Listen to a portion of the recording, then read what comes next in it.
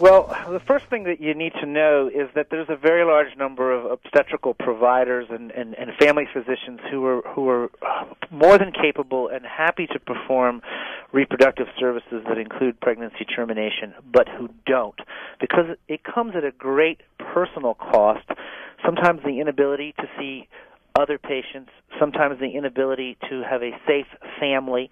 And so these efforts and all this rhetoric and creating using women's reproduction for political means has really created an environment where even if abortion is legal, our patients' access to it is limited. It is absolutely shameful that a patient from the southeast United States has to travel halfway across the country to have a medically indicated, appropriate, and ethical procedure. And if you don't mind me saying so, I think it is it's a shame on our society that you don't feel your clients can be guaranteed good care if we name you, show you, or show your clinic, and you're probably right. You're absolutely right. I mean, look what's happened to Dr. Tiller. And he has been, although he's a very soft-spoken and gentle man, he has been very steadfast, and it's come at a great personal cost. Obviously, I mean, over the years he's been targeted. He's been reclusive as a result of all this. And this is a wonderful, decent human being who's given the most amazing care.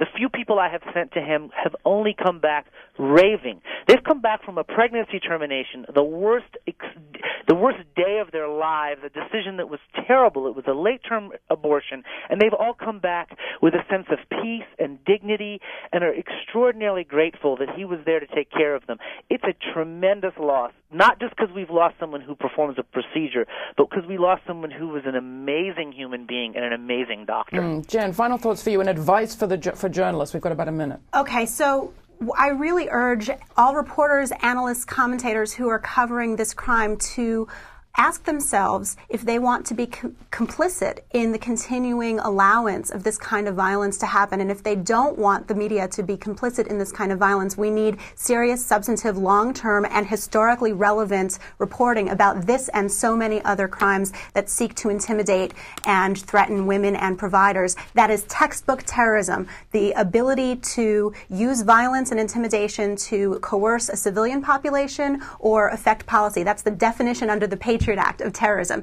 This kind of violence has been textbook terrorism for decades. Media need to report it as such. We'll go out with this final clip from Dr. George Tiller. We've been picketed since 1975. My office has been blown up. We have had 4,000 people arrested outside my office in 1991. In 1993, I survived an assassination attempt. From August of 1994 until March of 1997, I was under daily U.S. Federal Marshal protection.